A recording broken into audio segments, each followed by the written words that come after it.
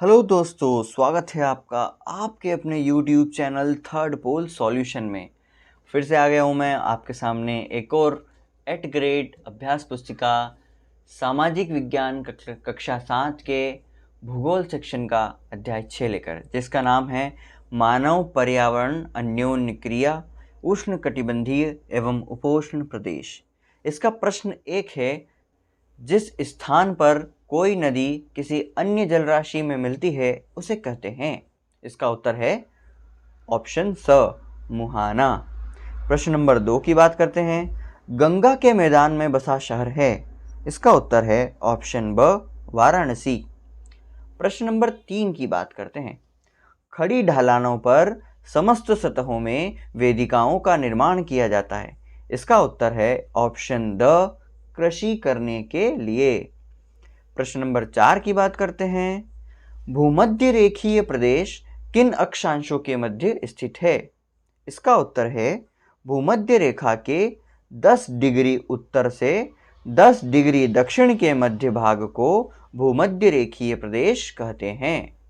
प्रश्न नंबर 4 के बाद में प्रश्न नंबर 5 पर आते हैं। भूमध्य रेखा के आसपास की जलवायु की मुख्य विशेषताएं लिखिए। इसका उत्तर है पहला, वर्ष भर गर्म एवं नम जलवायु रहती है। दूसरा, प्रतिदिन वर्षा हो सकती है। तीसरा, दिन में उच्च तापमान व अति उच्च आर्द्रता होती है। इसके बाद में चौथा पॉइंट इस प्रकार है, रात में तापमान कम तथा आर्द्रता समान रहती है। आदि भूमध्य रेखा क्षेत्र की विशेषताएं हैं। प्रश्न नंबर 6, किस कारण से वर्षा वनों में जैव विविधता सर्वाधिक रूप से पाई जाती है? इसका उत्तर है वर्षा वनों में सघन वन होते हैं।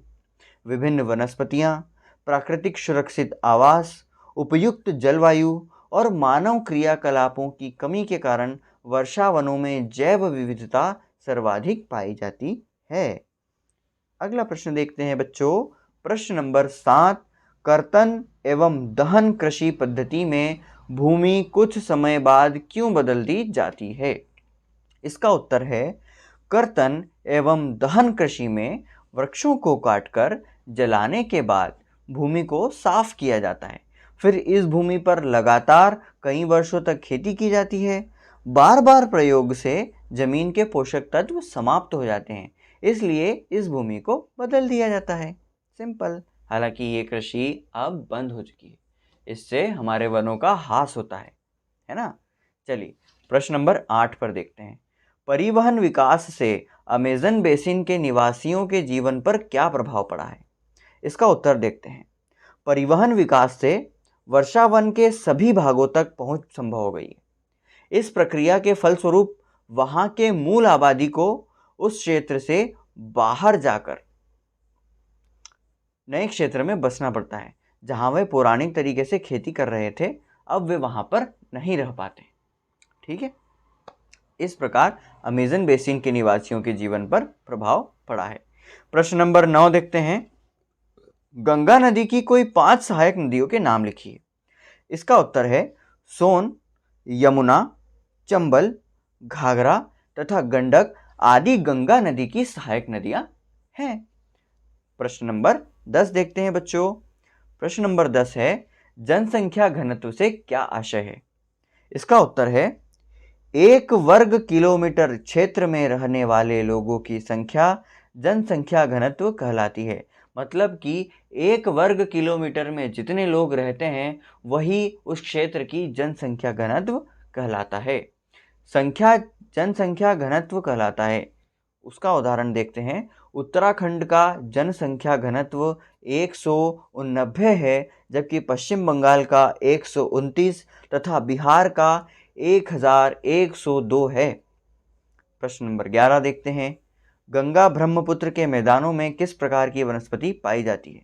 इसका उत्तर है गंगा ब्रह्मपुत्र के मैदानों में सागवान, साखू एवं पीपल के साथ साथ उष्णकटिबंधीय पर्णपाती पेड़ भी पाए जाते हैं।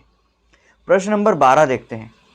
गंगा ब्रह्मपुत्र के मैदानों में धान की खेती क्यों अधिक होती है? लिखिए।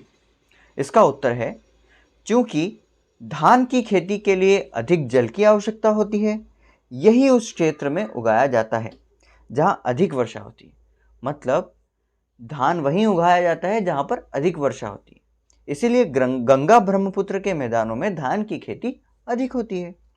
प्रश्न नंबर 13, गंगा ब्रह्मपुत्र बेसिन पर्यटन की दृष्टि से क्यों महत्वपूर्ण है? इसका उत्तर देखते हैं। गंगा ब्रह्मपुत्र के मैदानों में कई बड़े शहर हैं और कस्बे भी हैं, जैसे आगरा का ताजमहल, इलाहाबाद का संगम, बिहार का बौद्ध स्तूप, आसाम में काजीरंगा एवं मानस वन्य प्राणी अभ्यारण्य जैसे कई दर्शनीय स्थल एक क्षेत्र में पाए जाते हैं। इसीलिए गंगा ब्रह्मपुत्र बेसिन पर्यटन की दृष्टि से बहुत महत्वपूर्ण है। तो दोस्तों, आज का अभ्यास यहीं समाप्त हुआ। वीडियो पसंद आए तो प्लीज़ सब्सक्राइब करिए और मुझे अप्रिशिएट करिए। मिलते हैं अगले वीडियो में। Thank you.